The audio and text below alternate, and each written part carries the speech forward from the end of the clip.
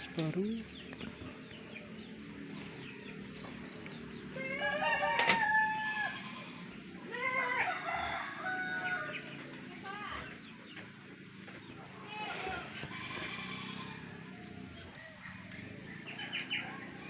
Setelah dikawinkan,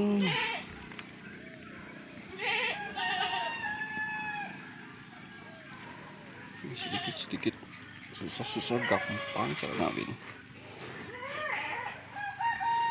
Besok lagi pagi-pagi.